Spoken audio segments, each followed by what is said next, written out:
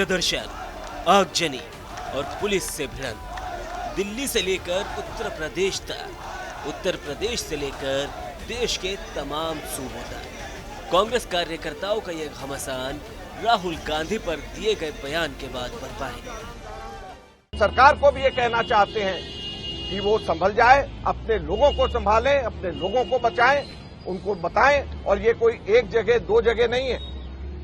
जो व्यक्ति इनको पसंद नहीं आता उसको ये खट से उसको कहते हैं कि ये आतंकवादी है, उसको आतंकवादी ब्रांड कर देते हैं। एक मंत्री भारत सरकार का इसलिए उनको राहुल गांधी जी को आतंकवादी ब्रांड कर दे क्योंकि जो राहुल गांधी बोल रहे हैं वो उनको पसंद नहीं।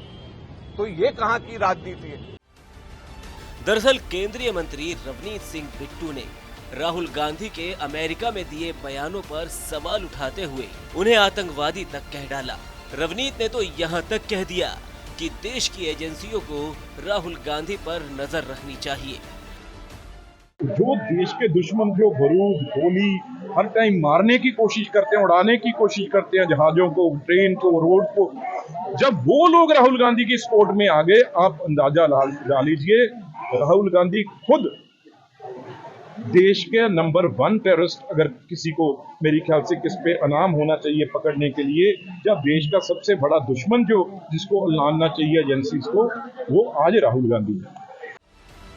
अब रवनीत के बयान पर मची रार अभी थमी भी नहीं थी कि उत्तर प्रदेश की परिधि से भी एक बयानवीर मंत्री सामने आ गए। मोदी जी के मंत्री के बाद योगी सरकार के मंत्री रघुराज सिंह ने भी रवनीत सिंह बिट्टू की रवायत को आगे बढ़ाते हुए राहुल गांधी पर बेतुका बयान दे दिया। राहुल गांधी इस देश का नंबर 1 आतंकवादी है क्योंकि वो इस देश को डिवाइड एंड रूल, अंग्रेज मर गए औलाद छोड़ गए, अंग्रेज मर गए औलाद छोड़ गए, तो इनका ना तो कोई धर्म है ना ईसाई धर्म है। बाप थे मुस्लिम, बाबा थे मुस्लिम, बाप फिर क्रिश्चियन हो गए, क्रिश्चियन की से शादी करी, तो ना ये मुसलमान रहे, न हिंदू रहे, न क्रिश्चियन रहे, न सिख हुए। ये तो ऐसी 5वीं जाति बन गई है। ये इनको किसी के साथ कोई सरोकार नहीं है, हिंदुस्तान से इनको कोई लेना देना नहीं है। हिंदुस्तान को लुटेरे के रूप में लूटने के लिए आए इटली से लोग, तो इसलिए ये नंबर 1 आतंकवादी। कांग्रेस तो पहले ही रवनीत के बयान पर आग बबूला थी, अब रघुराज सिंह के बयान ने भी आग में घी डाल दिया है। और तो और महाराष्ट्र वाले शिवसेना विधायक संजय गायकवाड़ तो और 4 कदम आगे निकल गए। उन्होंने राहुल गांधी की जुबान काटने पर इनाम तक रख दिया।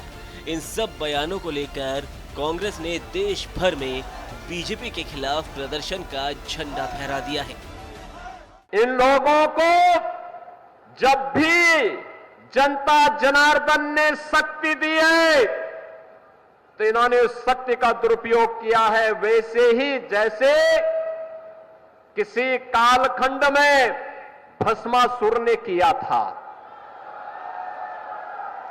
आपकी ताकत से ही आपकी आस्था पर प्रहार।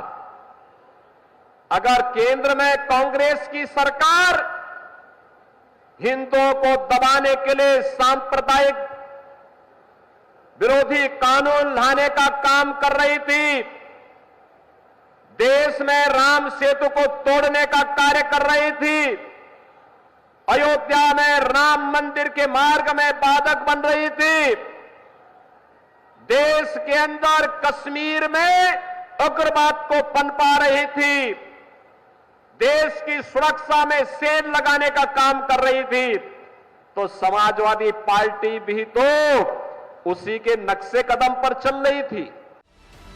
बहरहाल न मर्यादाओं का मान और न पद का सम्मान, कुल मिलाकर भाषा के इस भद्दे प्रदर्शन पर अब सियासी प्रदर्शन शुरू हो गया है। कांग्रेस देश भर में बीजेपी के खिलाफ संदेश देने के लिए सड़कों पर उतरी है। अब इस घमासान पर सवाल यही है कि आखिर ऐसे बयान क्यों?